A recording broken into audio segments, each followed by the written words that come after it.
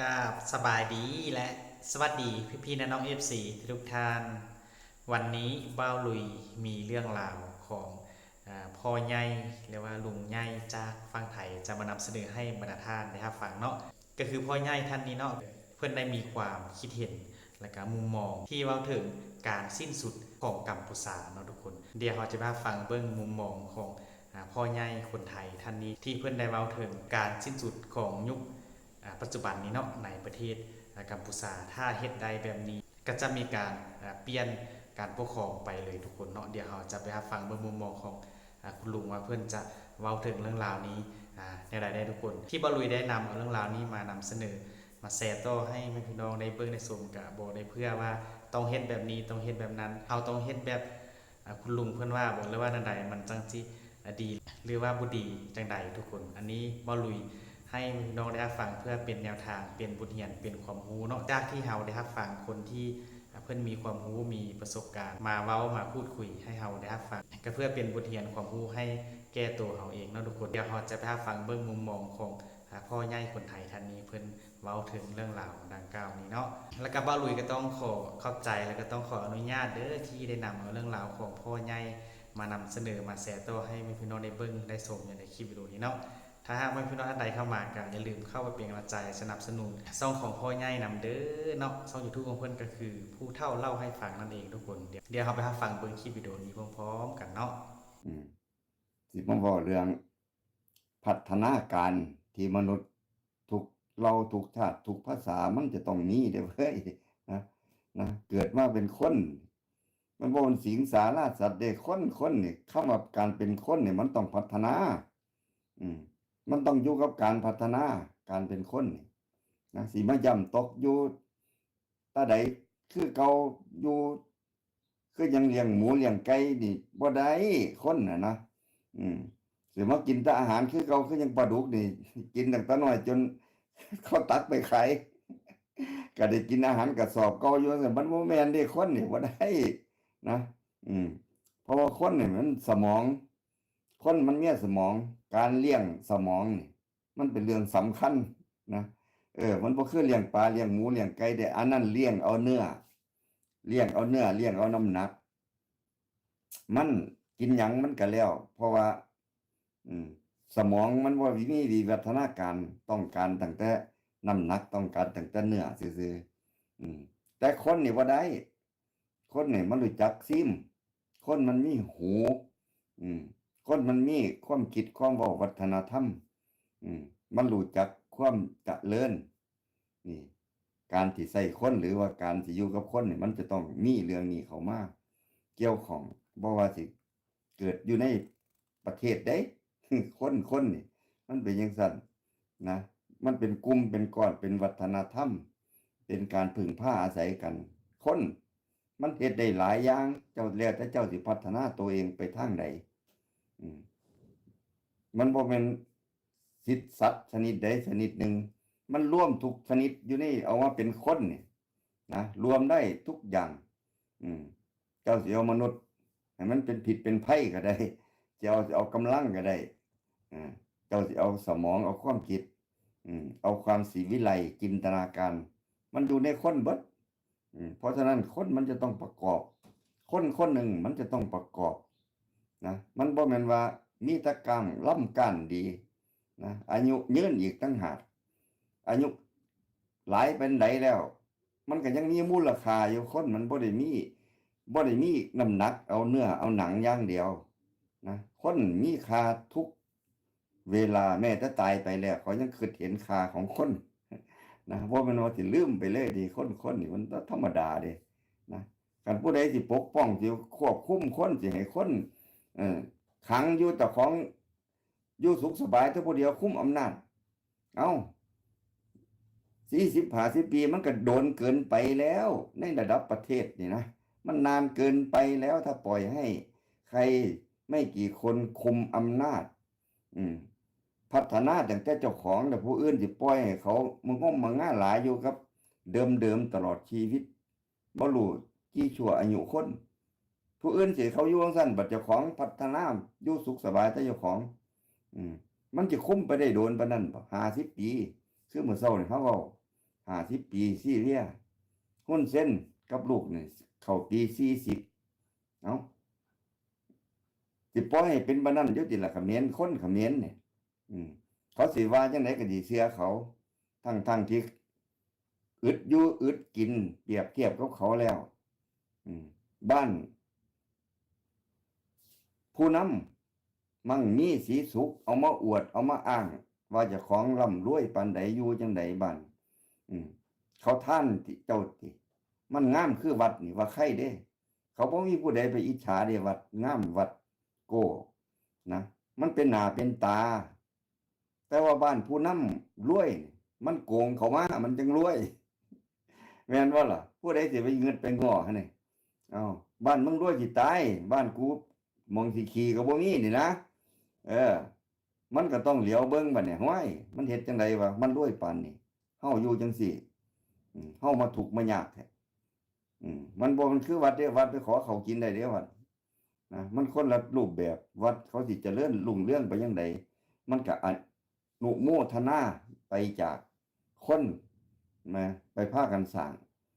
สิด้วยทุนสิด้วยแรงงานสิด้วยหยังก็สร้างมันเป็นมวลชนเขาสร้างร่วมกันมันเป็นศูนย์รวมจิตใจ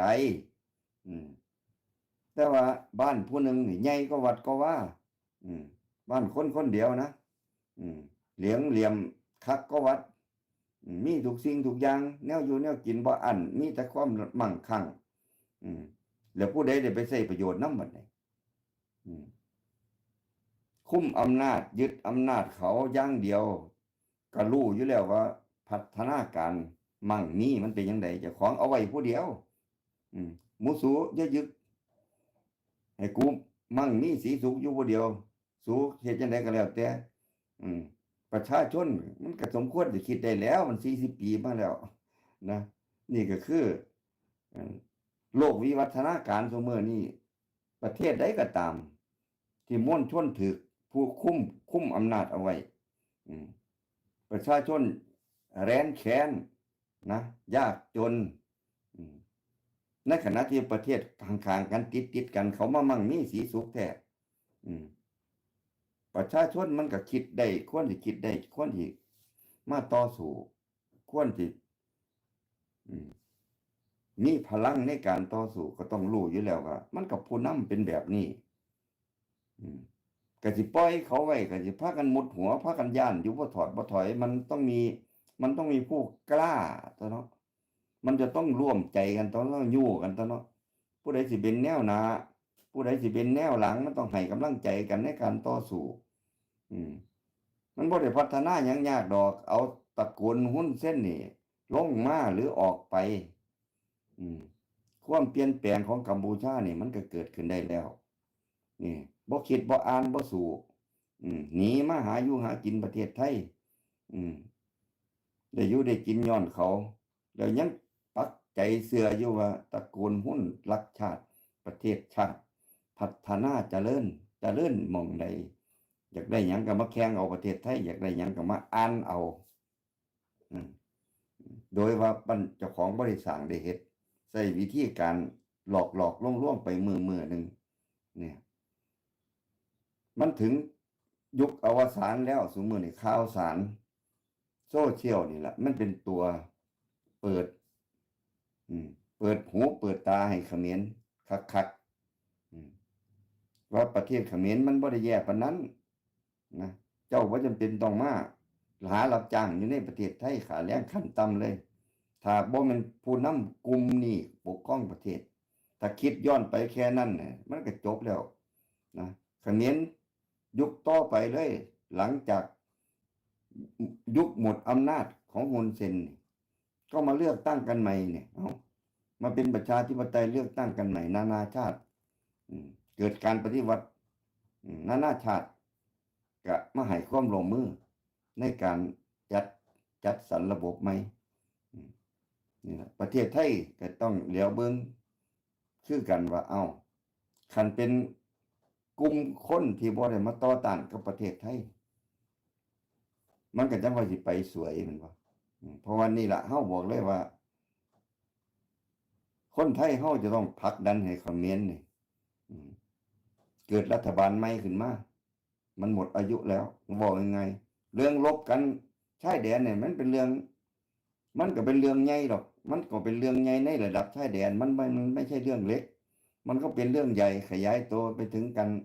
ขาฟันลั่นแท่งกันเกิดขึ้นระเบิดปืนใหญ่ยิงกันนั่นมันเป็นสงครามเล็กๆที่เปลี่ยนแปลงการปกครองของกัมพูชาไปเลยบ่แม่นว่าแค่กลับไปแล้วก็เลิกแล้วก็ไปเปิดด้านอีก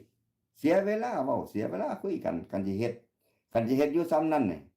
นะมันบ่เปลี่ยนแปลงอีหยังได้บ่ได้ประโยชน์หยังแต่น้อยก็จะขึ้นมาอีกก็จะมาแง่เล่นอยู่ซ้ำนี่คันมันต้องการก็ให้มันหมดตระกูลไปเลยเฮาบ่ได้สูญเสียประเทศไทยเนี่ยบ่ได้สูญเสียอีหยังมากมายมึงมาตั้งไว้โลดปืนปืนใหญ่อีหยังทั้งหลายมึงสิยิงจักได้จัก100กิโลมึงยิงเข้ามาลงมึงโลดมึงสิจันทบุรีมึงสิยิงเข้ามาฮอดกรุงเทพบ่เชิญสะละลาเขมรเนี่ยนะเชิญเลยมึงสิยิงเข้ามาได้ไกลปานใดปืนใหญ่ปืนหลายลำกล้องปืนหยังที่ประเทศจีนหรือไผก็สร้างที่ให้มาอ้างว่าเจ้าของมีนะเชิญเลยนั่นล่ะเพราะว่าหยังเพราะว่ามึงยิงสูงมาเอาสมมุติว่าเอาจังซี่ซะอันใดไกลที่สุดยิงเข้ามารถตกกลางกรุงเทพเลยว่าซั่นเอามันตกกลางกรุงเทพรถมันฟุกนะมันฟุก มันยิงเข้ามาแบบสุดๆล่ะเอาตกกลางกรุงเทพเป๊ะเลย300กิโลเท่านั้นล่ะ200กิโลนึงล่ะกันมันยิงอยู่ไกลนั่นแหละเฮาก็สิได้โอกาสเฮาได้โอกาสจัดการประเทศเขมรให้มันราบคาบกระสุนปืนใหญ่นัดเดียวนั่นล่ะหรือว่าจะระเบิดหรือว่าลูกหยังสุก็ตามให้มันเห็นชัดเด่นชัดเจนระเบิดทายออกมาเขาได้ทายตรงเวลาซ้ำกันกับว่าเครื่องบินตกลำหนึ่งเลยล่ะกลางกรุงเทพระเบิดตึกนั่นตึกนี่ว่าไปนั่นล่ะงานใหญ่มันสิได้เกิดแล้วมันก็จะได้จบ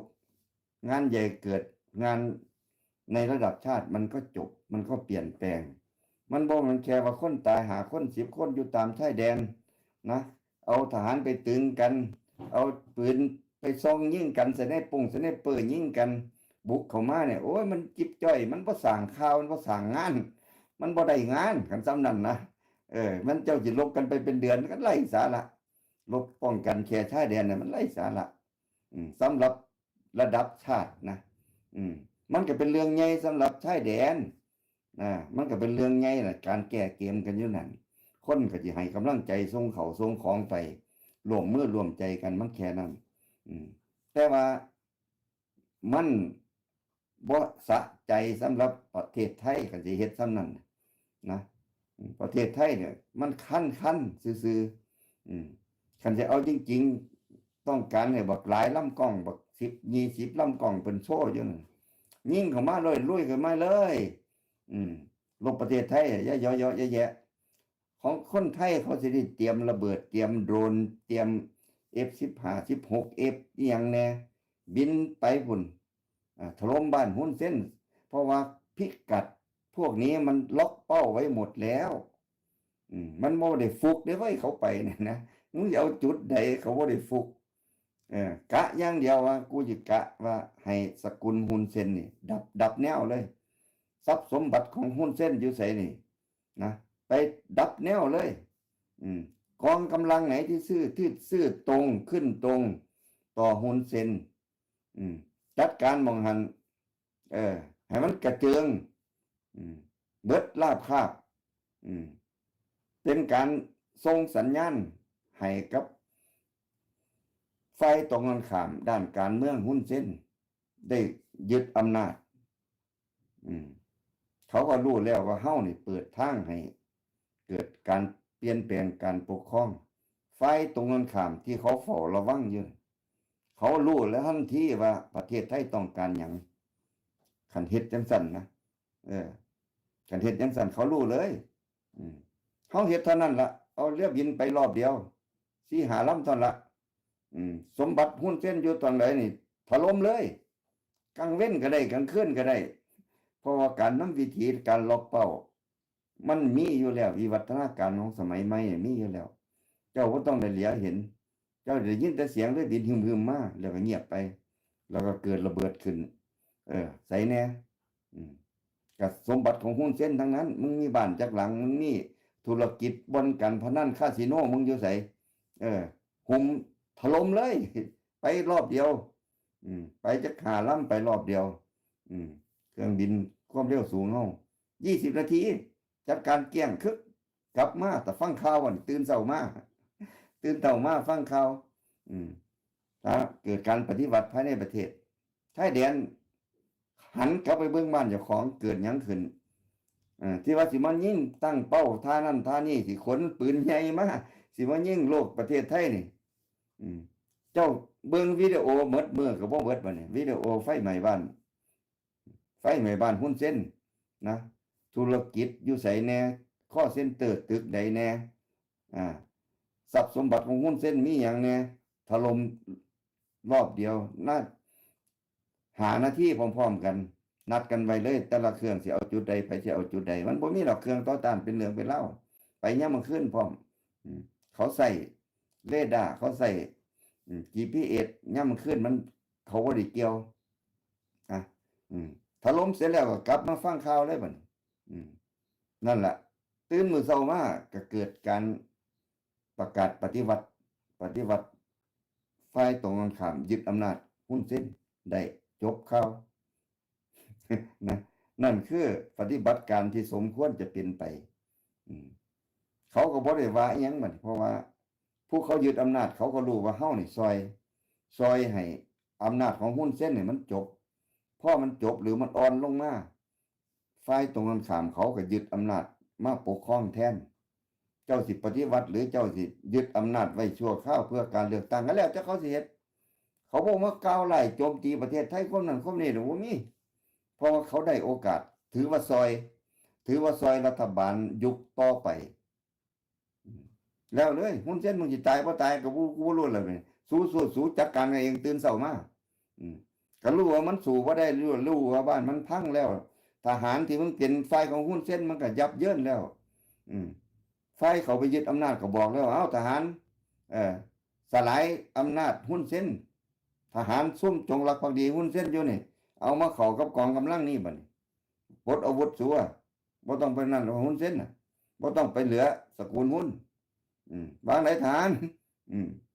มาสร้างบ้านสร้างเมืองร่วมกันสิไปกินเงินเดือนจากหุ้นเส้นเพื่อให้มันรักษาอำนาจของมันอยู่จังไดมันจ้างทหารเฉพาะกิจของเจ้าของเพิ่มเงินเดือนให้จะเป็น2 เท่า 3 เท่าของทหารธรรมดาเพื่ออารักขาตระกูลเจ้าของเพื่อรักษาความมั่งคั่งของตัวเองของตระกูลตัวเองมันบ่แม่นว่ามีความจำเป็นหยังจะต้องเป็นนี่ตั้งกองกำลังขึ้นมารักษาเจ้าของโดยเฉพาะป้องกันหยังก็ป้องกันจากประเทศเดียวกันหมู่เดียวกันกัมพูชาคือกันที่สิยึดอำนาจเพิ่นนะแล้วประชาชนเป็นจังไดล่ะมึงทุกข์ยากปากหมองมึงไปเชื่อตั้งแต่กระบอกเสียงที่ว่าไปยึดสู่กับประเทศไทยแข่งกับประเทศไทยเล่นๆหัวมันบ่ได้เฮ็ดหยังเกิดขึ้นมันจะมาแหย้มประเทศไทยมึงสิบ่ได้หยังเกิดขึ้นประเทศไทยเขาสร้างมึงเป็นจังไดล่ะประชาชนมันมีหัวคิดไปหน้ามาหลังแน่บ่ล่ะอันประชาชนก็รู้อยู่แล้วว่าประชาชนทั่วไปที่มารับจ้างอยู่ประเทศไทยมันก็ได้อยู่ได้กินได้ส่งเงินส่งทองกลับบ้านมันก็คือกันกับประเทศลาวนั่นล่ะนะมันบ่เอี่ยมบ่ไอประชาชนพวกหมู่นี่ได้มาหาอยู่หากินในประเทศไทยนี่ก็เพราะว่าเจ้าของอยู่ดีมีสุขกว่าอยู่ในบ้านตัวเองก็รู้อยู่แล้วว่าคันระเบิดเกิดขึ้นเมื่อคืนนี่มันก็มีแต่ริบินไทยล่ะไปทิ่มไทยมันก็รู้อยู่แล้วเขาสิเปลี่ยนแปลงเปลี่ยนสกุลหุ้นนะเปลี่ยนสกุลหุ้นเส้นให้มันลบสกุลนี้ออกไปเลยแล้วเขมรมันจะได้มีการปกครองใหม่เกิดขึ้นมันจะมีผู้ใหม่เกิดขึ้นมันจะมาเลียนแบบหุ้นเส้นอีกว่าต่อไปถ้ามันกล้าเฮ็ดเดี๋ยวมันก็เกิดเหตุอีก20-30 ปีไปหน้านี่ก็จะเอาไหมเพราะมันก็รู้อยู่แล้วเพอมันจะมากวนตีนประเทศไทยนี่ ต้องจัดหนักจัดเต็มแล้วมันจะจบข่าวเลยบ่ต้องมาเยาะแยะกันวัดอาวุธเท่านั้นเท่านี้บ่เราเอาสูงสุดของเฮาเนี่ยไปใส่มนุษย์คนสิได้บ่ตายบ่ยืดเยื้ออืมยิ่งกว่าอิสราเอลเฮ็ดกับบักกาซา สิมาคุยให้เขมรคิดว่ามันเป็นอิสราเอลมันจะมายึดประเทศไทยสิได้เป็นกาซาสำหรับมันได้จังได๋นะสิมาปล่อยให้มันคิดจังซั่นได้จังได๋คนมันบ่มีน้ำยาอิหยังคนสร้างแต่ความมั่งคั่งให้เจ้าของบ่ได้สร้างความแข็งแกร่งให้กับประเทศแข็งแกร่งเฉพาะครอบครัวตัวเองนี่นะแล้วก็บอกว่าสิมาขี่คุยยึดประเทศไทยนี่นะเอ้ามึงครอบครัวเนาะครอบครัวหุ้นเส้นน่ะแข็งแกร่งแต่เขมรมันไม่ได้แข็งแกร่งอะไรเลยเว้ยนะเออการรบกันมันต้องใช้ประเทศรบกันได้บ่มันเอาตระกูลหุ้นมารบกับประเทศไทยเนาะให้มันเพ้อมันฝันอยู่ได้จังไดนะก็สิไปรอๆแลๆนักการเมืองเฮามันก็เป็นแค่การค้าการขายได้เงินได้ทองนำกันสร้างความมั่งคั่งให้กันแล้วก็ไปเป็นแหล่งเขานี่นะเสียเขาขึ้นเอิกสิเบียบกระต่ายสิคายกระรอดนักการเมืองไทยมันอยู่ในอุ้มมือกูให้หุ้นเส้นมันคิดจังซั่นนะมันก็จังค่อยกล้าเฮ็ดจังซี่กับประเทศไทยเพราะนักการเมืองไทยไปเป็นแหล่งเขาไว้จะลบไปยุบฟังทั้งนั้นย่ำทำผิดกฎหมายประเทศไทยเห็นแก่ตัวเจ้าของว่าไว้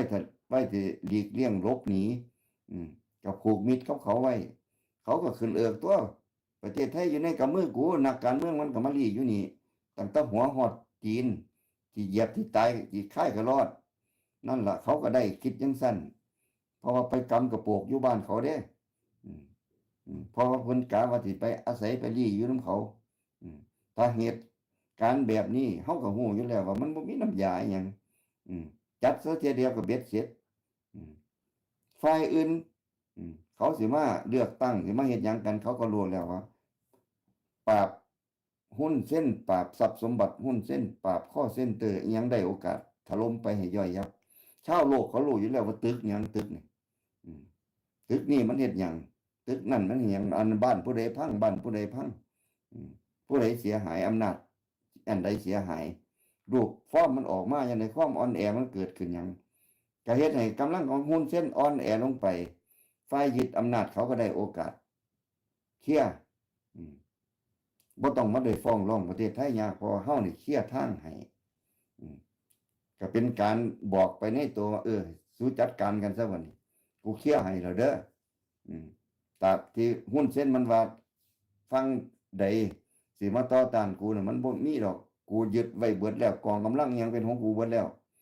นั่นล่ะมันก็คิดได้เอาเป็นจังได๋เนาะพี่น้องหลังจากที่ได้รับฟังได้เบิ่งได้ชมเรื่องราวความคิดแล้วมุมมองของพ่อใหญ่คนไทยที่เพิ่นได้เว้าถึงประเทศกัมพูชาเนาะทุกคนที่ว่ามีข้อขัดแย้งกันเรื่องชายแดนในปัจจุบันนี้เนาะซึ่งก็สร้างปัญหาและก็สร้างความแตกตื่นให้ประชาชนคนกัมพูชาคนไทยรวมทางแรงงานลาวที่อยู่ในฝั่งไทยเนาะเป้าเราเองก็ได้ติดตามข่าวเรื่องราวนี้มาทุกวันเนาะเกี่ยวกับสองประเทศปัญหาเรื่องชายแดนนี้ทุกคนที่มันบ่จบบ่สิ้นจักเทื่อบ่ลุยก็อยากให้สองประเทศเข้าใจกันแล้วก็เจรจากันให้เข้าใจตกลงปัญหาให้มันถูกต้องแล้วก็เป็นธรรมทั้งสองฝ่ายเนาะแล้วก็สิ่งที่คุณพ่อหรือว่าคุณลุงคนไทยท่านนี้เพิ่นเว้ามาเพื่อพี่น้องมีความคิดเห็นอะไรได้ต่อกับเรื่องราวดังกล่าวนี้เนาะถ้ามีใดที่คล้ายคือกับพ่อใหญ่หรือว่าแตกต่างออกไปก็สามารถคอมเมนต์เพิ่มเติมมาให้บ่ลุยรับรู้เพื่อเป็นความรู้ให้แก่เบาลุยอีกเนาะทุกคนสำหรับวันนี้เนาะเบาลุยก็จะขออำลาพาจากแม่พี่น้องไปเพียงซ้ำนี้เด้อถ้าคลิปวิดีโอต่อไปเบาลุยมีเรื่องราวใดหรือว่ามีมุมมองความคิดเห็นของอาจารย์ท่านใดหรือว่าคุณลุงท่านใดก็จะคอยนำมาเสนอให้บรรดาท่านนะครับฝากอีกเนาะสำหรับวันนี้เบาลุยก็ขออำลาพาจากแม่พี่น้องไปเพียงซ้ำนี้เด้อเนาะสุดท้ายนี้ขอกล่าวว่าสบายดีบ๊ายบาย